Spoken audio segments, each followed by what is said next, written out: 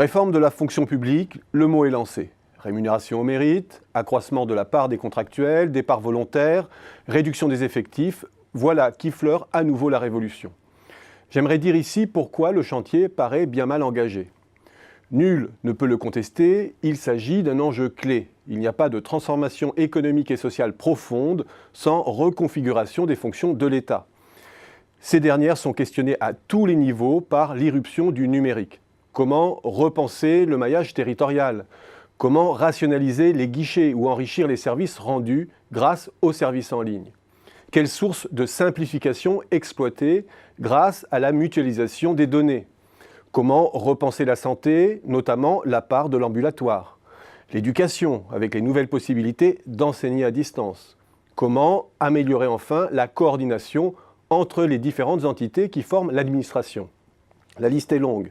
Et tout cela a bien entendu un impact direct sur l'emploi et son allocation. Il est clair que si l'administration n'est pas une entreprise comme les autres, elle ne peut faire l'impasse sur un projet d'entreprise à l'heure du numérique. Mais il ne suffit pas de parler d'État-plateforme pour faire programme. Réformer l'État, c'est d'abord s'interroger sur ses finalités, son contour, son design. Ce n'est qu'en fin de course que doit être évoquée la question des instruments et des moyens. Or, c'est précisément là où le bât blesse. La négociation, telle qu'elle est engagée aujourd'hui, se focalise d'emblée sur les instruments, avant même que n'aient abouti les chantiers dits transversaux qui devaient la fonder.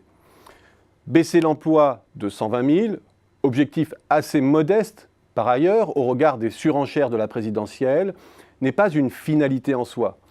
Modifier les critères de rémunération ou les garanties contractuelles ne nous dit rien du projet étatique du nouveau gouvernement.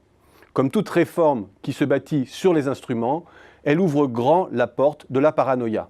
Elle véhicule implicitement l'image d'une administration malade de ses fantassins, du manque de motivation, de mobilisation, de mobilité des fonctionnaires de base. En surnombre, il va de soi. Que l'on adhère ou non à cette vision stéréotypée, ce qui est certain, c'est que le message subliminal maximise les chances de conflit et de blocage, avec tous les risques que cela fait encourir à la reprise hexagonale. Or, c'est d'abord de cela qu'est malade le processus de réforme en France. Il vient d'en haut, il s'abstient d'en délivrer le sens. L'exigence d'adaptation évoquée aujourd'hui est bien trop vague. La longue liste des échecs de ces réformes top-down devrait pourtant inciter à plus de prudence. Cette focalisation sur les dysfonctionnements de la base n'a jamais rien produit de bon. D'autant que si l'administration peine à redéfinir ses contours, son architecture, ses missions, c'est plutôt du côté de son haut management qu'il faut se tourner.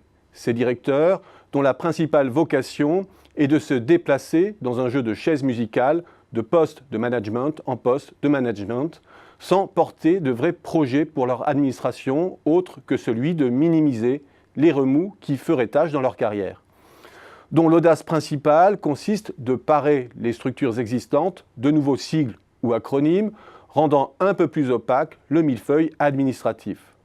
D'où vient l'intelligence collective, l'entité coordinatrice, qui permettrait de penser l'administration comme un système, d'en optimiser l'architecture et les flux internes? On serait bien en mal d'y répondre. Je vous conseille de lire à ce sujet le chapitre consacré dans le dernier rapport de la Cour des comptes à l'amplification de la modernisation numérique de l'État, page 145. La prise de conscience est bien là. Un machin, une sorte d'incubateur, a bien été mis en place. La DICIC, qui devient la DINSIC en 2015. La Cour loue l'initiative et le début d'action. Mais derrière ce chantier du siècle, la Cour constate, je cite, que l'incubateur public repose sur une poignée d'agents, la plupart recrutés sur des contrats courts et dotés, à leur arrivée, d'une connaissance limitée du fonctionnement de l'administration. Aucun dispositif d'intégration leur permettant de comprendre l'environnement administratif n'a été prévu. Elle constate aussi les freins liés à l'absence de relais dans les autres services interministériels et l'absence de programmation budgétaire pluriannuelle. L'administration souffre de cet émiettement des projets, de l'absence de schéma global. Et la réforme qui s'annonce, comme souvent, amène des outils, mais fait l'impasse sur l'architecte.